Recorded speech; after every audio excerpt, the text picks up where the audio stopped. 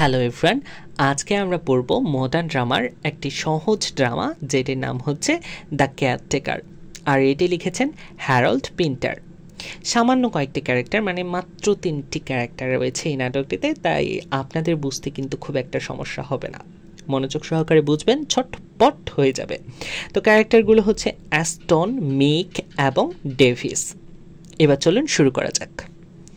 সময়টা 1950 সালের শীতকাল। কাহিনীর সেটিং লন্ডন শহরকে কেন্দ্র করে। অ্যাস্টন ও মিক দুই ভাইয়ের নিজেদের একটা ওগোছালো অ্যাপার্টমেন্ট। নাটকের শুরু এই অ্যাপার্টমেন্টের একটা রুম থেকে। মিক তার রুমে শুয়ে আছে। এমন সময় তার বড় ভাই অ্যাস্টন বাসায় আসে। অ্যাস্টনের সাথে আসে ডেভিস নামের একটা লোক। অ্যাস্টন একটা ক্যাফে থেকে ডেভিসকে নিয়ে এসেছে। সেখানে ডেভিস একজনের সাথে মারামারি করছিল, আর ঠিক ওই মারামারি করার মুহূর্তে অ্যাস্টন গিয়ে সেখানে তাকে বাঁচিয়ে তার সাথে নিজের বাসায় নিয়ে আসে। অ্যাস্টন ডেভিসকে প্রয়োজনীয় জিনিস আর থাকার জায়গা দেয়। এখানে দেখা যায় ডেভিস উচ্চস্বরে কথা বলে এবং অন্য জাতের মানুষদের ব্যাপারে অভিযোগ করে, সিগারেট ফুঁকে ইত্যাদি ইত্যাদি। অন্যদিকে অ্যাস্টন অনেক কম কথা বলে এবং সে থেমে থেমে কথা বলে। যাই হোক, সহানুভূতি হয়ে অ্যাস্টন ডেভিসকে রাতে থাকতে বলে এবং ডেভিসও তার প্রস্তাব গ্রহণ করে। ডেভিস জানায় যে সে সিট কাপ হচ্ছে একটা জায়গার নাম, যাবে তার পরিচয়পত্র আনতে।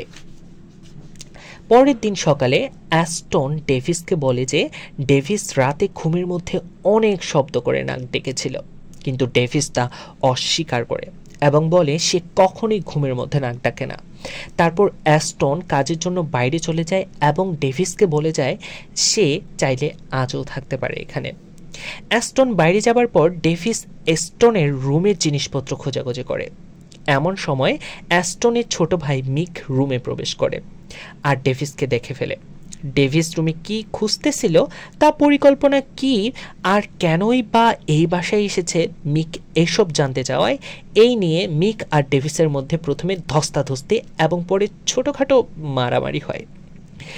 এরপর মিক ডেভিসকে বিভিন্ন প্রশ্ন করা শুরু করে। তার নাম কি, বাসা কোথায়, কি কি কাজ পারে, এরকম আরও অনেক প্রশ্ন।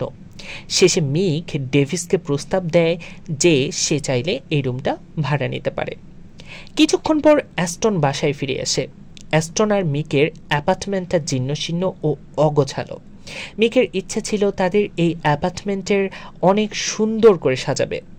ভাইয়ের ইচ্ছা পূরণ করার জন্য অ্যাস্টন ডেভিসকে তার বাসায় কেয়ারটেকার হওয়ার জন্য প্রস্তাব দেয়, যাতে সে বাসাটাকে সাজিয়ে গুছিয়ে দিতে পারে। ডেভিস প্রথমে একটু চিন্তিত হলো, এই ভেবে যে সে কাজটা নেবে কিনা, কারণ তার কোনো পূর্ব অভিজ্ঞতা নেই কেয়ারটেকারের পেশা সম্পর্কে। নিজের থাকার জায়গা না থাকায় ডেভিস কাজটা নিতে রাজি হয়। মিক কাউকে ভয় দেখাতে মজা পায়। সেদিন রাতে অন্ধকারে মিক ভ্যাকুয়াম ক্লিনার দিয়ে ডেভিসকে ভয় দেখায়। পরের দিন মিকও ডেভিসকে প্রস্তাব দেয় এই বাসার কেয়ারটেকার হওয়ার জন্য, কারণ মিক জানতো না তার বড় ভাই অ্যাস্টন ইতিমধ্যে ডেভিসকে কেয়ারটেকারের দায়িত্ব দিয়েছে। এবার ডেভিস মিককে প্রশ্ন করে এই বাসার প্রকৃত মালিককে। এটা শুনে মিক কিছুটা রেগে যায়। মিক ডেভিসকে বলে সে তো সিট কাপে যেতে চেয়েছিল পরিচয়পত্র আনতে, এখনও কেন যায়নি। ডেভিস উত্তর দেয় সে পরের দিন যাবে, কিন্তু পরের দিনও ডেভিস গড়িমসি করে সিট কাপে যাওয়ার জন্য। আবহাওয়া ভালো না এই অজুহাতে সে সিট কাপে না যাওয়ার কথা বলে। এরপর অ্যাস্টন আসে। সে ডেভিসকে বলে একটা সময়ে তার হ্যালুচিনেশন হতো, তাই তাকে হাসপাতালে ভর্তি করা হয়েছিল এবং চিকিৎসার জন্য তাকে ইলেকট্রিক শক দেওয়া হয়েছিল। তারপর থেকে সে অনেকটা একাকী, সমাজ থেকে কিছুটা বিচ্ছিন্ন হয়ে গিয়েছে। এরপর 2 সপ্তাহ কেটে যায়। ডেভিস মিকের কাছে অ্যাস্টনের বিরুদ্ধে অনেক অভিযোগ করে। ডেভিস বলে যে অ্যাস্টন তাকে কাজ করার সব জিনিসপত্র দিচ্ছে না। ডেভিস আরও বলে যে অ্যাস্টন তাকে ঘুম থেকে জাগিয়ে বলে নাক না ডাকতে। ডেভিস এই জন্য অ্যাস্টনকে পাগল বলে উপহাস করতে থাকে, তাই অ্যাস্টন ডেভিসকে কেয়ারটেকারের কাছ থেকে বরখাস্ত করে দেয়। বরখাস্ত করার জন্য ডেভিস অ্যাস্টনকে অভিশাপ দেয় এবং মিকের সাথে এই ব্যাপারে কথা বলতে আসে। মিক ডেভিসকে কথাগুলো শোনার পর ডেভিসকে বলে তুমি তো এ কদিন কিছুই করনি, অ্যাপার্টমেন্টটাও সাজাওনি। তুমি তো কেয়ারটেকারের কাজে পারো না, তোমার এই কাজ থেকে চলে যাওয়াই ভালো। তারপর মিক ডেভিসকে কিছু টাকা দেয় এই কয়দিন কেয়ারটেকারের দায়িত্ব পালন করার জন্য। ডেভিস এবার অ্যাস্টনের কাছে ক্ষমা চায়, অনুরোধ করে তাকে কাজ থেকে বের করে না দিতে। ডেভিস প্রমিস করে সে আর শব্দ করে নাক ডাকবে না ঘুমের মধ্যে, ভালোভাবে সব কাজ করবে। কিন্তু অ্যাস্টন তার অনুরোধ রাখে না।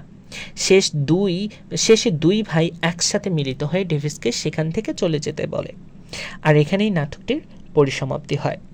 এই নাটকের মধ্যে দুই ভাইয়ের মধ্যে তেমন কোনো কথা বলা দেখা যায় না আসলে, তাই একাকিত্বকেও ও তাদের মধ্যে যোগাযোগের অভাবকে প্রাধান্য দেওয়া হয়েছে মূলত এই নাটকটিতে।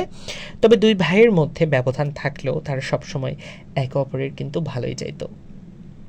তৃতীয় ব্যক্তি ডেভিস চেয়েছিল তাদের দুই ভাইয়ের মধ্যে আরও দূরত্ব সৃষ্টি করতে, তাই সে এক ভাইয়ের দোষ অন্য ভাইয়ের কাছে বলতো।